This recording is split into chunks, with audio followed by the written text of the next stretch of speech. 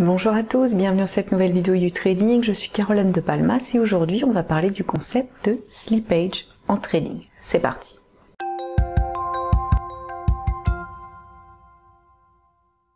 Le slippage, qui fait référence à tout scénario dans lequel un trader subit un prix d'exécution différent de celui qu'il avait anticipé, est un phénomène courant dans le monde du trading. Vous devez donc être conscient de ses conséquences sur le processus d'exécution de vos trades et donc de son potentiel impact sur vos résultats. Cela vous permettra ainsi de réduire son influence négative sur votre trading.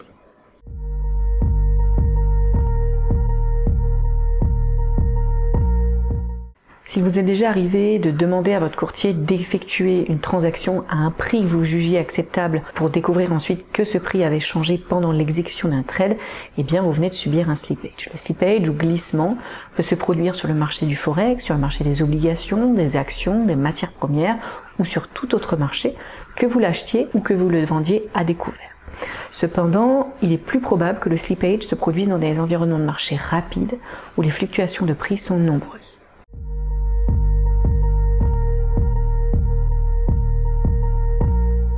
Effectuer un trade n'est pas un processus instantané. Même lors de vos trades à la microseconde avec des courtiers en ligne performants comme ActiveTrades, tout peut arriver au prix de l'actif que vous tentez d'acheter ou de vendre entre le moment où vous cliquez sur acheter ou vendre et le moment où votre ordre est exécuté.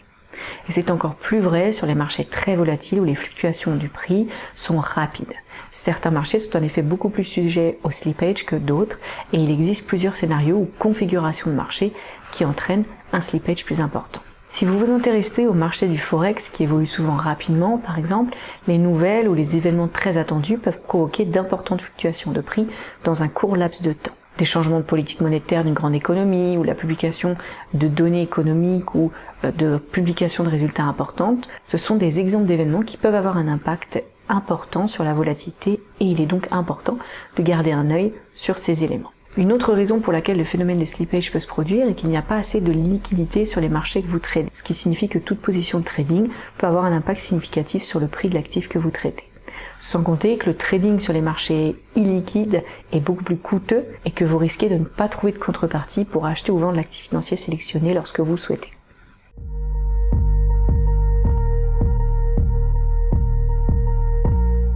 Disons par exemple que vous passiez un ordre d'achat sur la paire GBP/USD à 1,2314. Pendant le temps nécessaire à l'exécution du trade, il se peut qu'il n'y ait aucun slippage et que votre trade soit exécuté au prix demandé, à savoir 1,2314. Mais un slippage positif peut se produire. Dans ce cas, votre trade va être effectué à un cours inférieur à celui demandé, comme 1,2310 par exemple. Ce qui signifie que vous pouvez potentiellement gagner plus si les prix augmentent.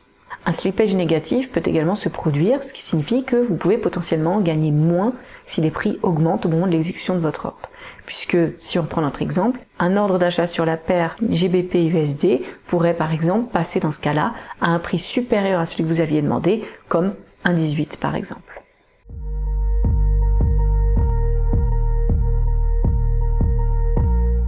Comme on vient de le voir, le slippage ne conduit pas toujours à une perte. Il peut être une bonne chose, il peut être une mauvaise chose, ou il peut être complètement sans conséquence.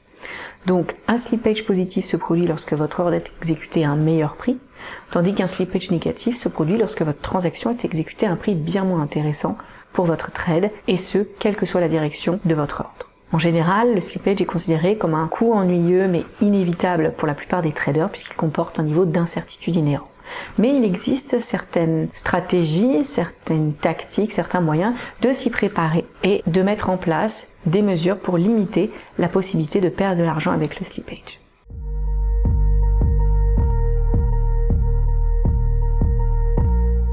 La réponse courte est oui, c'est possible de réduire le risque de slippage en trading, mais on ne peut pas l'éviter complètement. Donc si vous voulez réduire le risque d'en être victime, il y a plusieurs choses que vous pouvez mettre en place. Il faut toutefois noter que certaines mesures présentent des avantages, mais aussi des inconvénients. Vous pouvez mieux gérer votre risque de slippage, mais vous pouvez aussi manquer des opportunités de trading.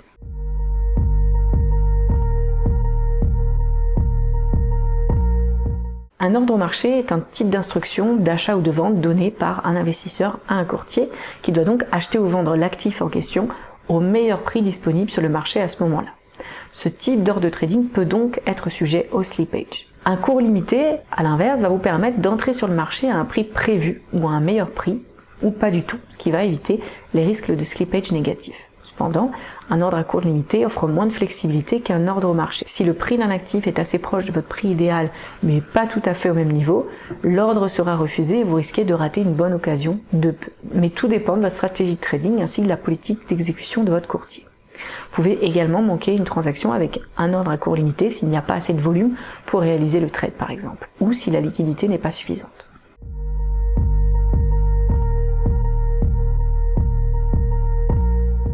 En utilisant des stop-loss garantis, vous pouvez être sûr que vos ordres protecteurs seront exécutés au prix demandé, ce qui élimine directement le risque de slippage de vos trades si les marchés vont à votre rencontre. Cependant, cette option a souvent un coût qu'il faut prendre en compte dans votre stratégie.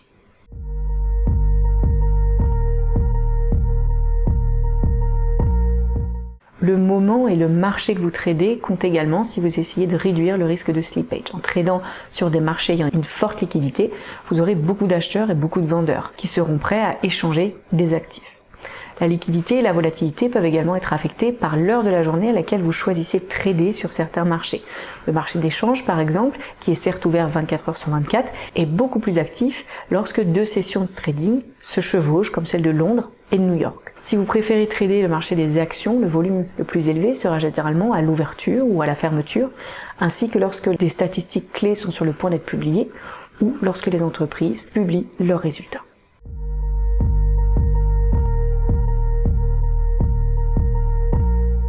Donc, comme on vient de l'expliquer, il est bon de se tenir au courant des événements actuels et des changements de politique monétaire à venir, par exemple concernant les investissements que vous avez choisis pour éviter toute surprise. C'est souvent lors de publications de ce type que le risque de slippage est le plus important en raison d'une volatilité potentiellement plus élevée.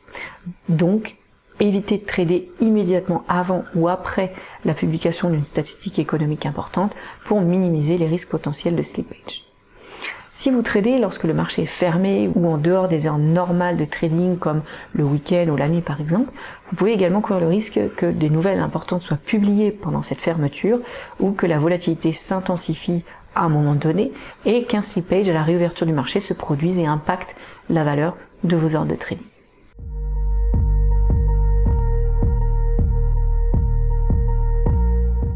Pour éviter le slippage autant que possible, il est également important de connaître la politique d'exécution de votre courtier. Active Trades, par exemple, possède une infrastructure de trading de pointe qui offre une expérience de trading optimale à ses utilisateurs avec une exécution moyenne inférieure à 4 millisecondes et plus de 93,60% des ordres exécutés au prix demandé. Voilà, j'espère que cette vidéo sur le slippage vous a permis de mieux comprendre ce concept et la façon dont vous pouvez limiter le risque de slippage. Je vous retrouve bientôt pour de nouvelles vidéos sur la chaîne YouTrading.